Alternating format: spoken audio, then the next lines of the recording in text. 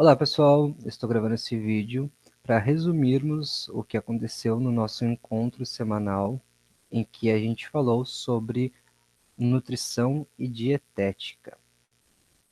Vou apresentar minha tela aqui para vocês.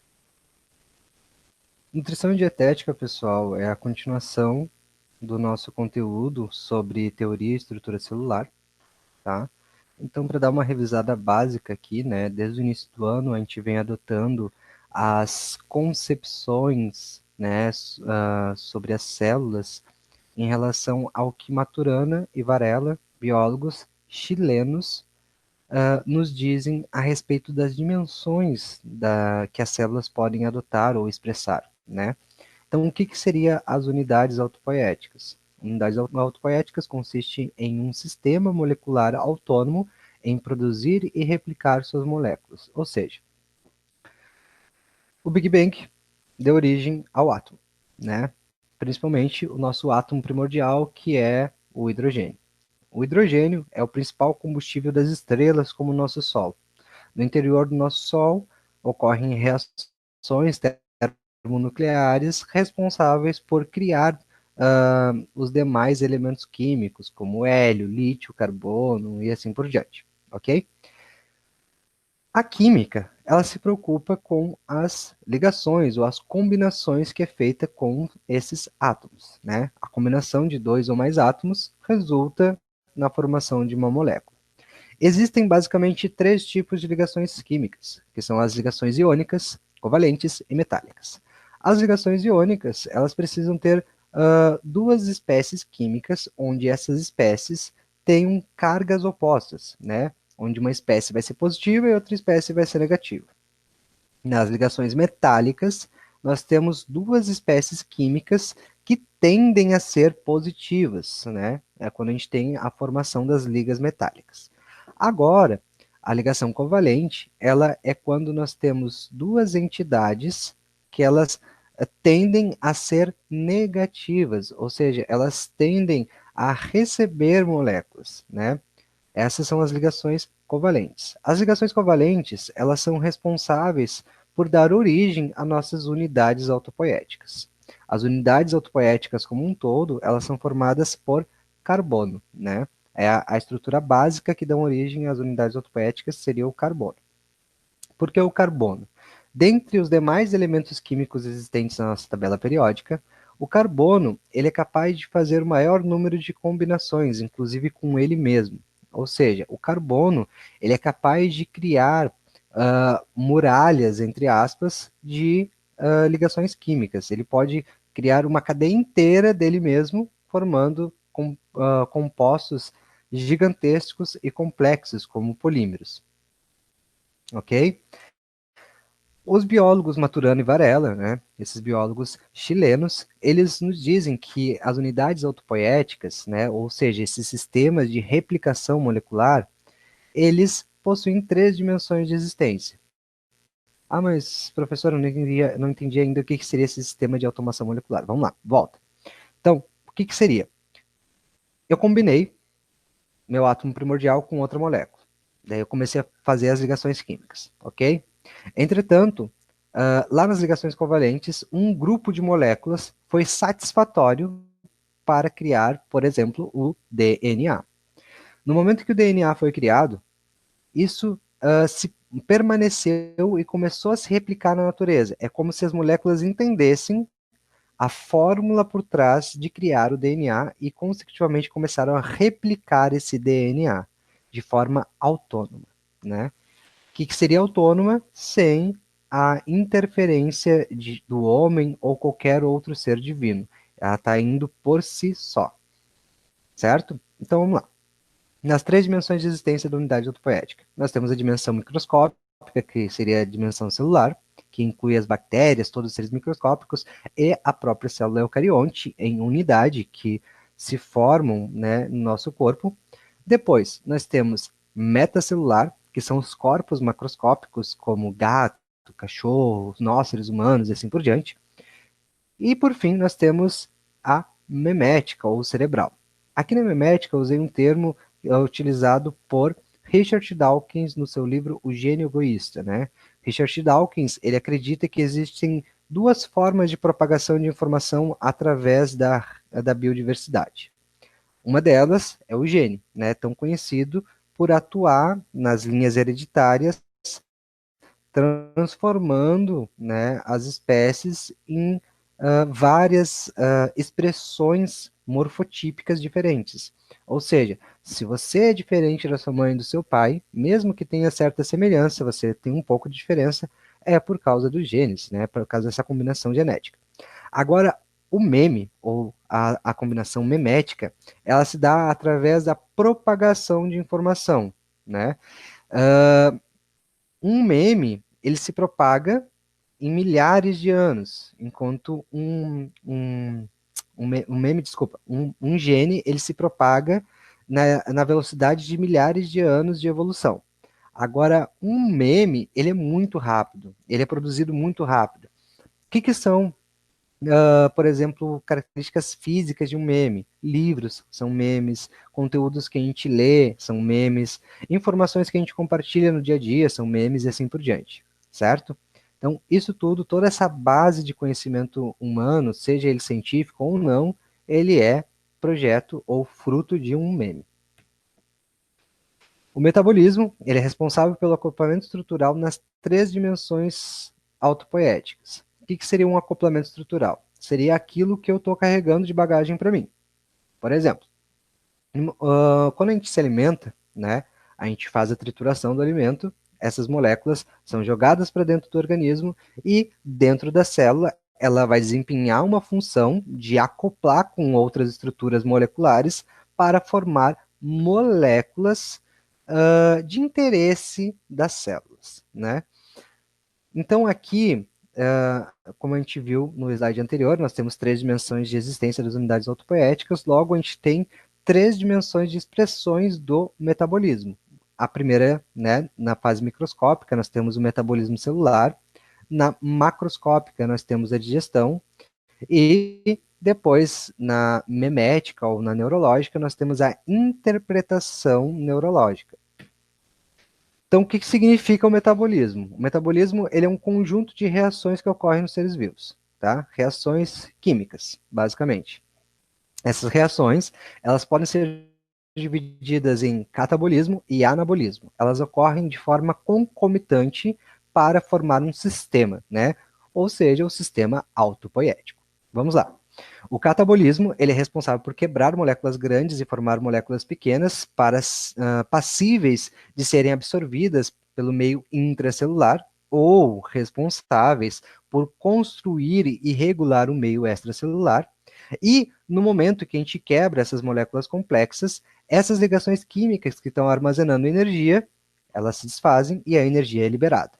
No momento que essa energia é liberada, a gente cria moléculas simples e essa mesma energia que foi liberada, ela é utilizada pelas células através da absorção e para formar moléculas complexas de interesse das células. Lembrando que, pela teoria celular, as células são unidades morfofuncionais dos seres vivos, ou seja, as características morfológicas, as características físicas de uma célula têm tudo a ver com a sua função desempenhada no organismo. Uma célula estomacal, ela vai ter mais enzimas digestivas do que uma célula neurológica, por exemplo. Aqui, então, por definição, a nutrição e dietética, né? A nutrição, ela é o ramo da ciência responsável por estudar as propriedades nutricionais dos alimentos, enquanto a dietética é o ramo da nutrição responsável por avaliar a melhor combinação de nutrientes para cada indivíduo, visando a saúde e a qualidade de vida. Ou seja, é como se a gente tivesse uma pecinha de quebra-cabeça, né? A gente vai ver qual que é a melhor combinação para o nosso estilo de vida. A nutrição ela normalmente está associada com os processos de emagrecimento, entretanto, ela também pode estar associada com o desenvolvimento estético e cosmético para a população humana. Por exemplo, existem algumas vitaminas, que são resultados de estudos da área da nutrição e dietética, que elas são responsáveis por retardar o envelhecimento ou até mesmo regenerar algumas células epiteliais, diminuindo então as expressões faciais enrugadas, que são uma característica do envelhecimento.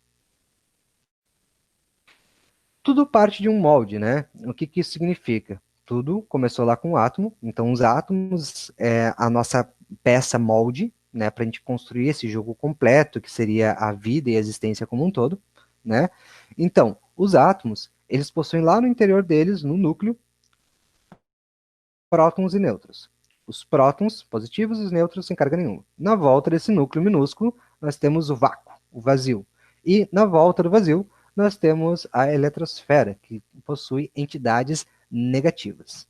Tá? No momento em que dois átomos ou mais se combinam, eles formam moléculas. No momento que duas moléculas ou mais específicas, né, ou seja, entidades ou derivadas do carbono se unem, elas podem formar organelas. Quando um conjunto de organelas está operando concomitante, elas podem formar, estilo uma sociedade, uma célula. As células, quando estão operando por determinada função, né, elas podem formar tecido e assim por diante, até formar o organismo como um todo. Isso também se dá na evolução biológica. Se a gente parar para analisar a teoria darwiniana, ela nos diz o seguinte, que cada indivíduo ele possui características comuns a ele, certo? E essas características comuns desse indivíduo, elas podem ser passadas para a próxima geração se esse indivíduo conseguir atingir a idade reprodutiva e então se acasalar para se reproduzir e assim por diante, ok? No momento em que eu consigo transmitir essas características, ela vai se misturar com as características da fêmea, por exemplo, né, já que eu sou um macho, vai se misturar com as características da fêmea para formar um novo indivíduo. Ou seja, um novo indivíduo ele vai ter parte da informação do pai, parte da informação da mãe, mas não vai ser o mesmo indivíduo, não vai ser um clone. Ele vai ser apenas uma réplica do molde inicial, ou seja, uma réplica do pai e da mãe. O mesmo a gente pode observar aqui em relação aos primeiros tetrápodes e a evolução da faceta do rosto humano. Os tetrápodes são animais terrestres, né? Aqui a gente tem os anfíbios como exemplo. Os anfíbios, embora eles não tenham conquistado totalmente o ambiente terrestre, porque ainda parte da sua vida precisa essencialmente da água, eles são um bom exemplo de um molde que a gente adotou para a construção do rosto humano. Então perceba, o anfíbio ele possui olho, possui nariz, possui boca, assim como a gente. Então isso foi um molde para a construção de uma faceta ou de um perfil que o DNA utilizou e que está sendo replicado até agora. Aqui nós temos as principais moléculas e elementos químicos que formam boa parte dos seres vivos, né? Então aqui os carboidratos, eles são formados basicamente de carbono, hidrogênio e oxigênio.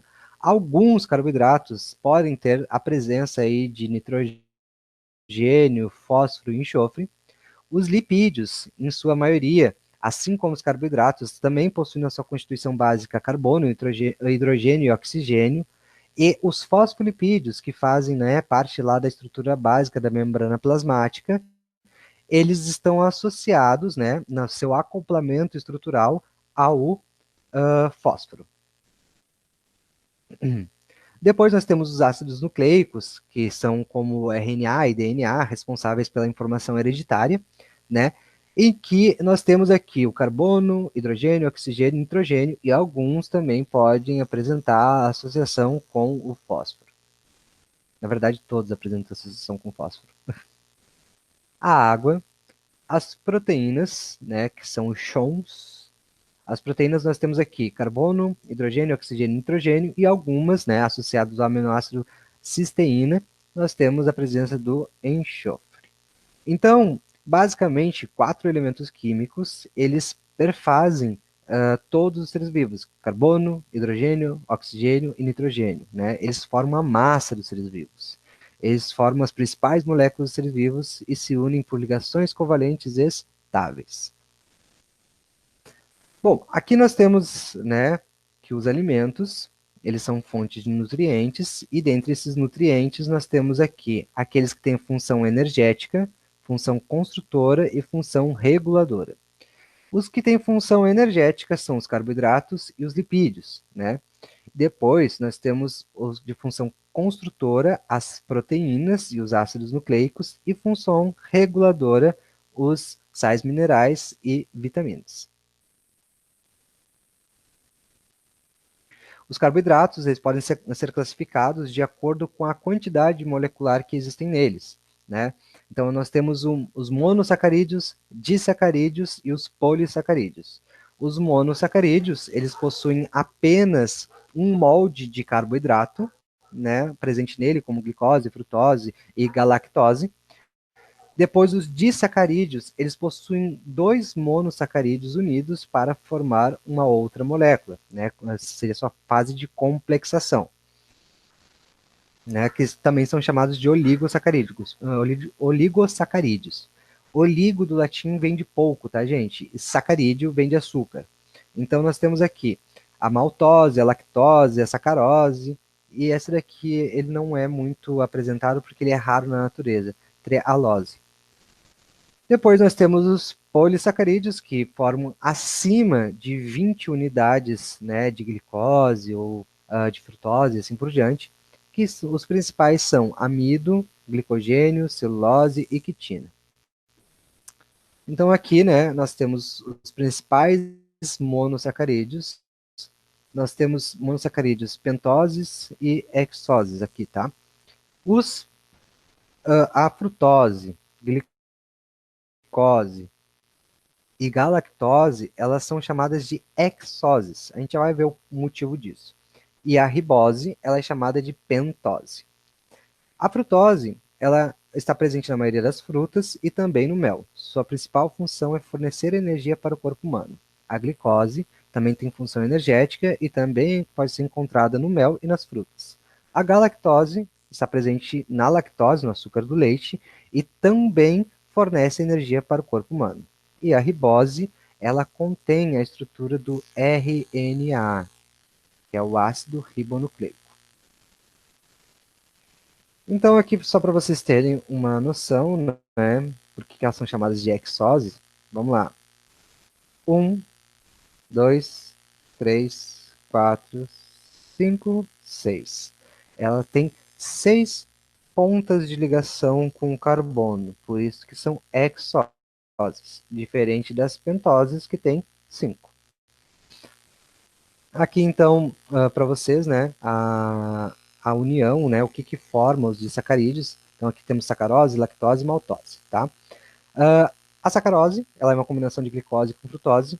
A lactose é uma combinação de glicose com galactose. E a maltose é uma combinação de glicose com glicose.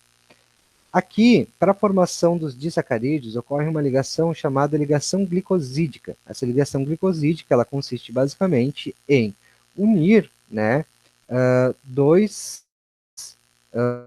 monômeros de monossacarídeos, né, para juntá-los em uma só molécula, formando os disacarídeos. Aqui nós temos os principais polissacarídeos, né, como amido, celulose e glicogênio, os seus monossacarídeos constituintes, a sua ocorrência e papel biológico. O amido, por exemplo, ele é formado de muitas moléculas de glicose, assim como celulose e glicogênio, também é formado de muitas moléculas de glicose. O amido, ele ocorre em raízes, caules e folhas, e a sua função é de reserva energética nos vegetais. A celulose, ela tem ocorrência no componente esquelético da parede de células vegetais e funciona como reforço da parede celular. O glicogênio, ele é encontrado no fígado e nos músculos, inclusive, né, dos seres humanos, e constitui reserva energética dos animais.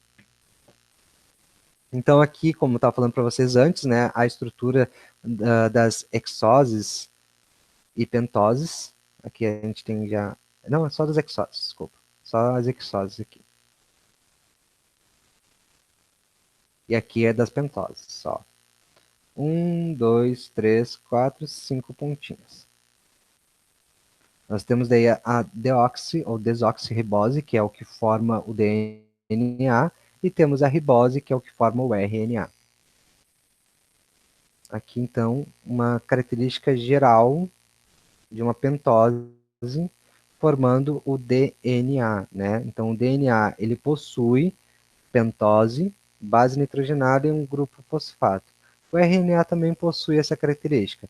A grande diferença entre um RNA e DNA é que o DNA ele é constituído por uma fita dupla de proteínas com bases nitrogenadas específicas, e o RNA ele é como se fosse um anticódon, ou seja, uma parte complementar do DNA.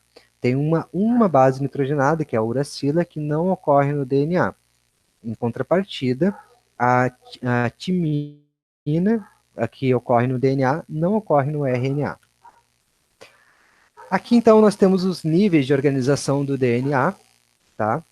Então, o DNA, na sua fita simples, depois sendo enrolado por uma proteína histona, formando depois as cromatinas, que começam a se condensar para formar os cromossomos. Os cromossomos é por onde a gente faz a leitura do nosso genoma. Então, aqui nós temos as proteínas sendo formadas por ligações peptídicas, né? O que são ligações peptídicas? Seria a união entre dois ou mais aminoácidos para formar proteínas. Aqui nós temos a distinção entre aminoácidos essenciais e não essenciais. Os essenciais, pessoal, são aqueles que a gente não produz pelo nosso corpo. A gente precisa consumir através da alimentação. E os não essenciais são aqueles que a gente já produz no nosso corpo e a gente não precisa consumir através da alimentação. Então, aqui um exemplo da estrutura química de cada aminoácido, né, para vocês terem. Aqui a classificação das proteínas por complexação delas, né? Então, nós temos a estrutura primária, secundária, terciária e quaternária. A primária, nós temos resíduos de aminoácidos, né? A secundária, eu já tenho aminoácidos já se enrolando. A terciária, eu já tenho já um enovelamento dela, como eu posso ver aqui. E a quaternária, ela já parece um novelo mesmo, né? Como se fosse um novelo de lã. Aqui nós temos a correspondência entre as unidades do DNA e do RNA e os aminoácidos da proteína a ser formada. Pessoal, a gente estudou lá no início do ano que as proteínas possivelmente são as precursoras dos sistemas autopoéticos, ou seja, precursoras de todo o sistema de vida que a gente conhece, ok? Então, no momento que a gente mapeou o nosso genoma, a gente mapeou basicamente quais são as bases nitrogenadas ou a aparelhagem bioquímica básica para se formar ou construir proteínas, ok? Então, a partir deste princípio, nós temos o seguinte: nós temos aqui uma molécula de DNA, nós temos gene 1, gene 2, gene 3 e assim por diante. E genes, na verdade, são locais de combinação dessas bases nitrogenadas, tá?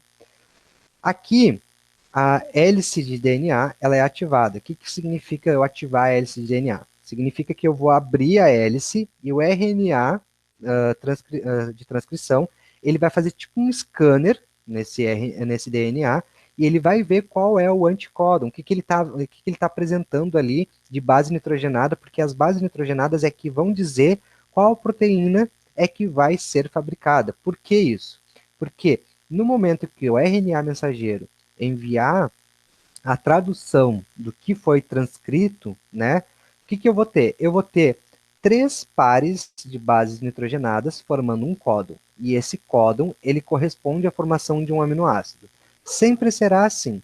Então, quando o processo de síntese proteica é ativado nos ribossomos, na verdade, o que ocorre? O DNA ele abre, né? A hélice do DNA ele abre, de acordo com a atuação das enzimas.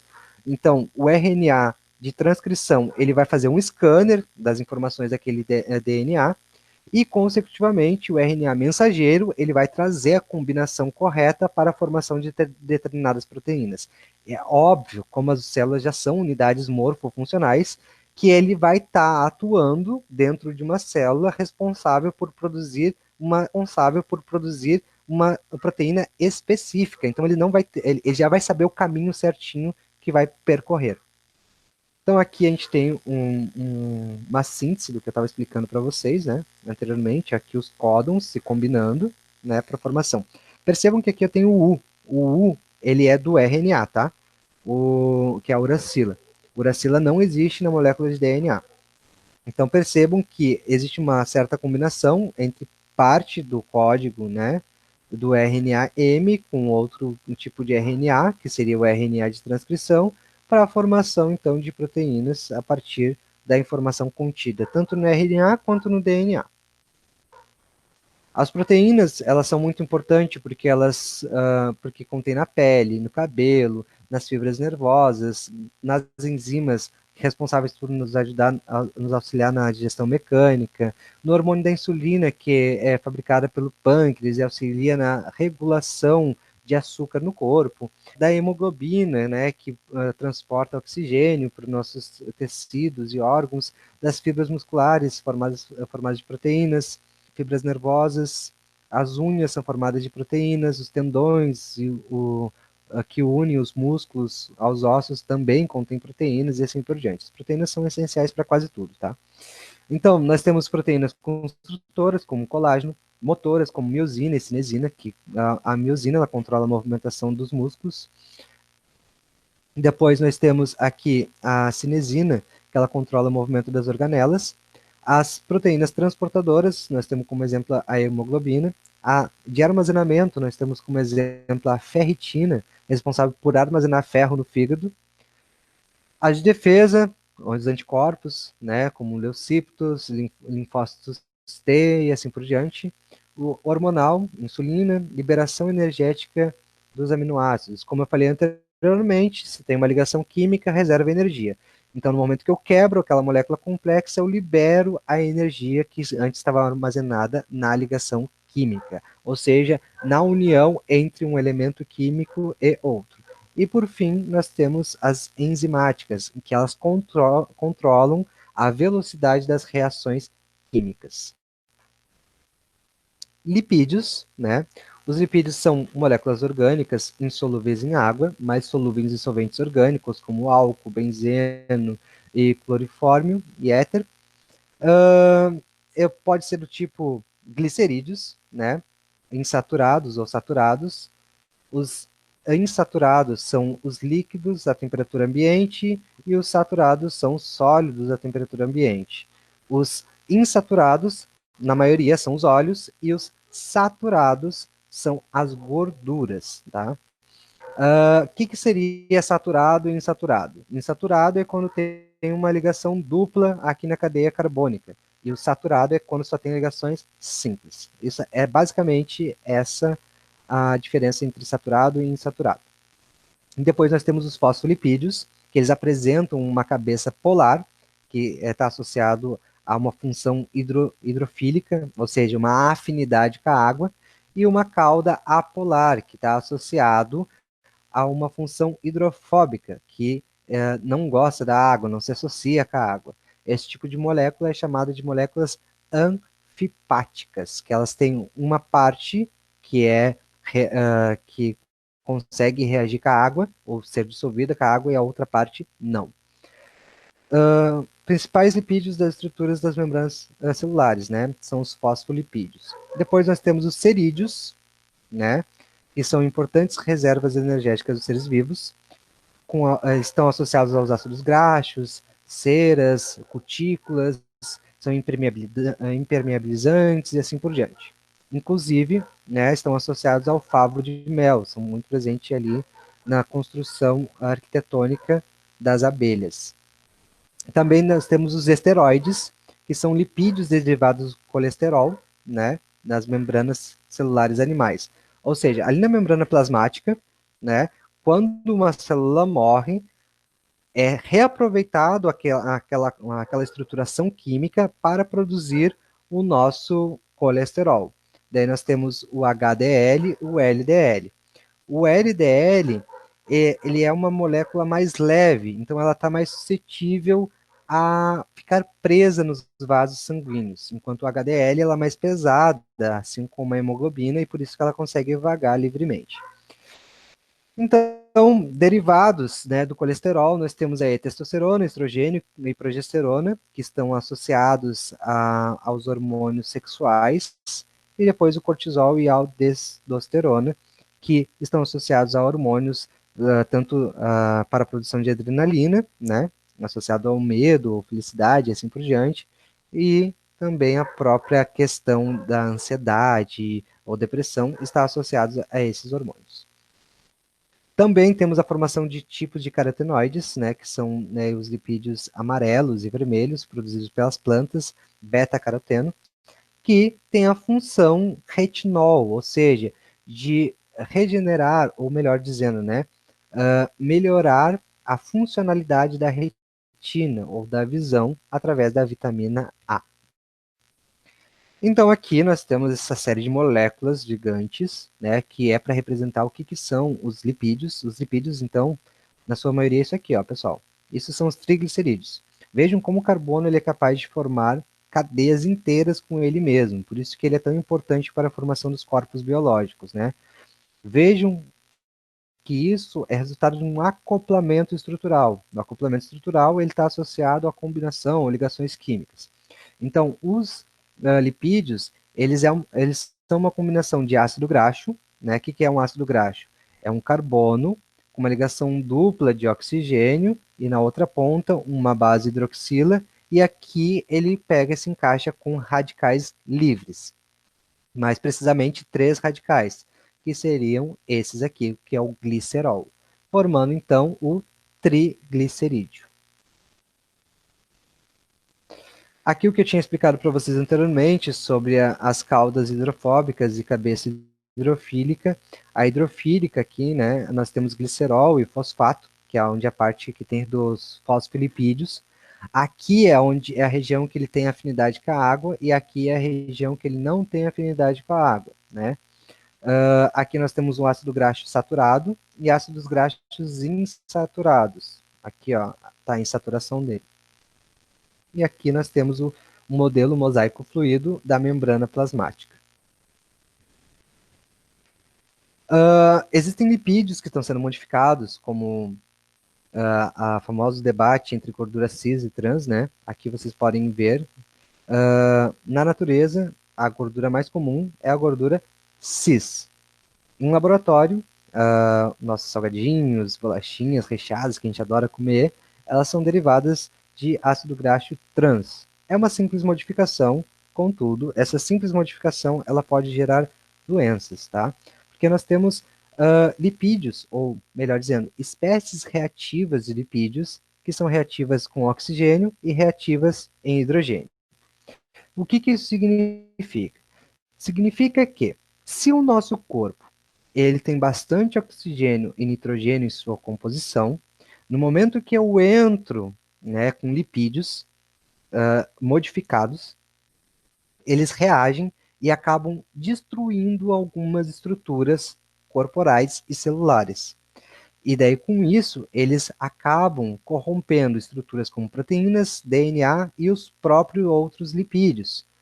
Pode causar doenças como artrose, câncer, doenças neurodegenerativas, inflamação e assim por diante, porque acaba afetando todo o sistema bioquímico envolvido nos processos de construção e regeneração do corpo como um todo.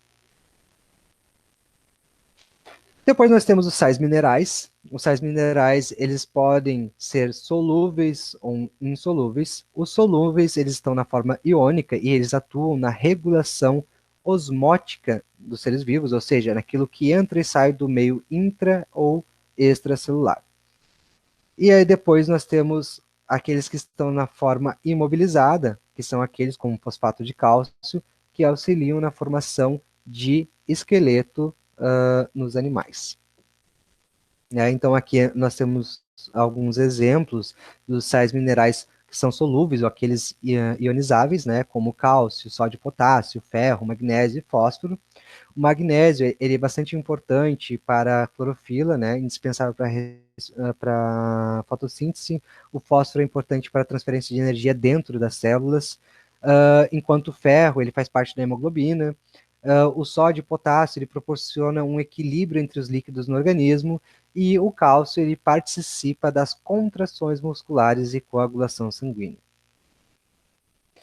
Aqui nós temos a água, né? A água, ela perfaz 71% do corpo humano adulto, 75% do cérebro, ela regula a temperatura do corpo, compõe 80%, 83% do sangue, remove toxinas, compõe 22% dos ossos, lubrifica articulações, transporta os nutrientes e oxigênio para as células, melhora o oxigênio para a respiração, ajuda a converter o alimento em energia, ajuda a absorção de nutrientes, compõe 75% dos músculos e protege os órgãos e tecidos do corpo.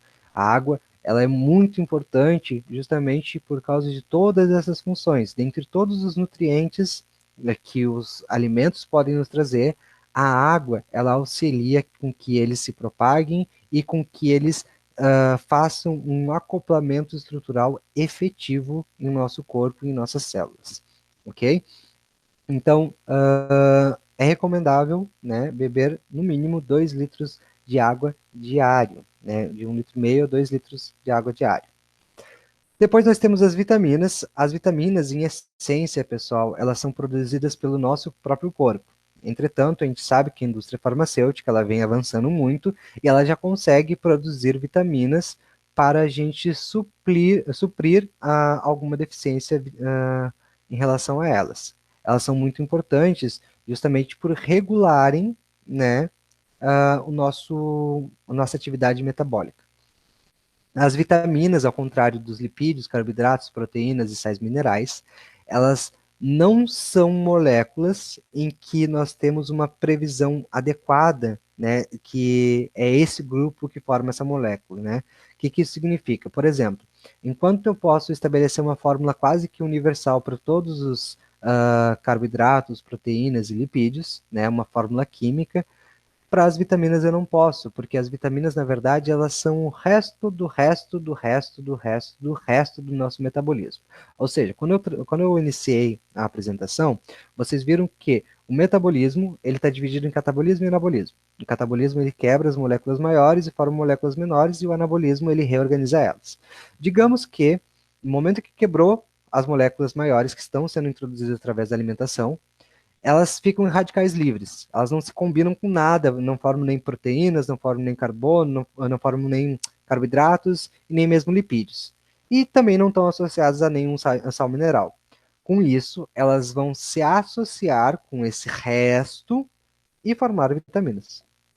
Então, os grupos de vitaminas, eles são representados justamente pela uma, digamos assim, uma frequência de determinadas moléculas aparecerem, como a vitamina A, complexo B, C, D, E e K.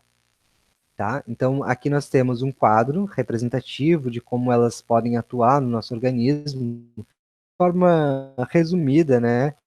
A vitamina A ela está associada ao sistema imunológico e crescimento e desenvolvimento dos ossos e também é importante para a visão. O complexo B ele está muito associado, né, à resistência imunológica e também ao fornecimento de ferro e circulação sanguínea ao organismo. Está associado a processos antioxidantes, auxiliando no combate de câncer, beneficia ossos e assim por diante. O que seria um processo antioxidante? O oxigênio, assim como ele nos dá vida, ele nos tira vida a todo instante, tá? Então, o oxigênio, ele corrói, ele tem a capacidade de corroer o interior das células, se ele está em radical livre. Então, no momento em que eu tenho radicais livres, ou seja, nenhuma molécula combinante com nada, e não é íon, né, proveniente dos sais, consecutivamente são lixos metabólicos. Então, a vitamina C, ela ajuda a recolher esses lixos metabólicos, se combinando com eles para pegar e gerar novas moléculas satisfatórias para os nossos interesses das células.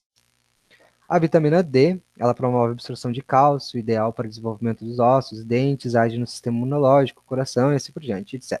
A vitamina D, normalmente ela pode produzir através de uma simples exposição solar, né, recomendável de 10 a 15 minutos diário, e também pelo consumo de queijos, manteiga, margarina, nata, leite, entre outros. Temos também a vitamina E, que previne o dano celular, auxilia o combate ao câncer e na prevenção de doenças cardiovasculares. Quase a mesma coisa que a vitamina C, porém um pouco diferente pelo fato de que ela está mais associada então à circulação, nosso aparelho circulatório. Pode ser encontrada em sementes de girassol, no espinafre, nos pimentões e assim por diante. A vitamina K, ela auxilia na coagulação e no aumento da quantidade de plaquetas no combate de doenças como trombose e fortalece os cabelos, unhas e peles. Ela está, então, presente no repolho, couve-flor, espinafre e em outras folhas verdes. Então, aqui nós temos um resumão geral de tudo que a gente falou, tá, gente? Então, vamos lá. Todos, 99% dos seres vivos, 99,99% dos seres vivos é formada pela combinação de 6 elementos químicos. Quem são eles? Carbono, hidrogênio, oxigênio, nitrogênio, fósforo e enxofre. Contém os aminoácidos, contém um grupamina e uma carboxila, né, como está representado aqui na fórmula, ligados ao carbono. Podem se ligar a outros formando cadeias que dão origem às proteínas. As proteínas são moléculas complexas com funções reguladoras ou de defesa, no caso dos anticorpos, compostas por aminoácidos. O corpo humano tem, em média, 10 quilos de proteínas nos adultos. Os lipídios são constituintes das membranas celulares, importantes na reserva energética e regulação hormonal, enquanto as vitaminas são substâncias orgânicas muito importantes para os seres humanos, geralmente não são fabricadas pelo organismo humano e precisam ser obtidas através da alimentação. Pessoal, aqui só reforçando, tá? As vitaminas, eu falei ali anteriormente que a gente produz elas e tal, nananana. A questão é que no momento que a gente está consumindo alimentos, o nosso corpo ele processa esses alimentos convertendo em nutrientes para serem absorvidos pelas nossas células. As vitaminas, elas não são produzidas espontaneamente pelo nosso corpo, elas são processadas pelo nosso corpo, oriundas da alimentação de carboidratos, lipídios e proteínas, sais minerais, ok? Então, são encontrados 13 tipos de vitaminas, que podem ser hidrossolúveis ou lipossolúveis. As hidrossolúveis, que são aquelas solúveis em água, são as vitaminas do complexo B e C, e depois as lipossolúveis são as demais, que correspondem à vitamina A, D, E e K. As hidrossolúveis, pessoal, elas estão associadas aos líquidos do nosso corpo, enquanto as lipossolúveis estão associadas aos sólidos, ou seja, a formação de gordura, pastas e assim por diante. Plaquetas e tal. Depois nós temos aqui os carboidratos, que são o grupo responsável pela liberação de energia para o trabalho de todas as células do ser vivo. A glicose é o principal fornecedor de energia de todos os seres vivos, tá? Então nós podemos classificar eles como monossacarídeos, disacarídeos e polissacarídeos. Os mais simples, que são os monossacarídeos, eles apresentam fórmula geral C1H2O1, né, que seriam tipo fórmula geral dos carboidratos. São os verdadeiros açúcares solúveis em água e gosto adocicado, né? Então aqui nós temos a fórmula da glicose, que seria C6H12O6 e faz parte desse grupo. Os disacarídeos são a união de dois monossacarídeos que estão se combinando, né? Por exemplo, a sacarose, que é o nosso açúcar de cozinha, ele é uma combinação entre a glicose e a frutose, que são monômeros, né, para formar os disacarídeos. Lembrando que oligo, em latim, ele quer dizer pouco. Depois, os polissacarídeos são carboidratos complexos, formados pela união de vários monossacarídeos. Os mais conhecidos são amido, o glicogênio e a celulose. Eles não possuem sabor adocicado e não são solúveis em água. Por que não são solúveis em água, tá, pessoal? Porque a grande maioria dos polissacarídeos, como eles têm muitas moléculas e são complexos, eles acabam sendo mais difíceis de quebrar essas estruturas em água, tá? Então, aqui por final, nós temos os componentes inorgânicos, que são os sais minerais e a água, como a gente já falou anteriormente, né? A água tem todos aqueles benefícios, principalmente reações de hidrólise, de quebra, né, dos nutrientes, e regulação térmica, transporte, assim por diante. E os sais minerais, né, são substâncias orgânicas e podem ser cátions e íons, né, no seu formato solúveis, e naqueles não solúveis, eles podem auxiliar na construção de um corpo. Eles também atuam em reações enzimáticas, controle osmótico, composição dos ossos, moléculas orgânicas, assim por diante. não são produzidos pelos seres vivos, devem ser obtidos pela alimentação. Pessoal, todos os nutrientes, né, em essência, eles são obtidos através da alimentação ou interação com o meio. Por quê? Eles fazem parte desse acoplamento estrutural das unidades autopoéticas. As unidades autopoéticas, a função da existência delas como um todo, seja ela no formato celular, metacelular ou memética, elas são passíveis de fazer acoplamento estrutural. Então, no momento que você está escutando essa aula agora, você está fazendo um acoplamento estrutural memético, porque você está pegando e destruindo, talvez, alguns conceitos que vocês tinham sobre bioquímica ou nutrição e dietética e está construindo novos conceitos. Isso é um processo metabólico.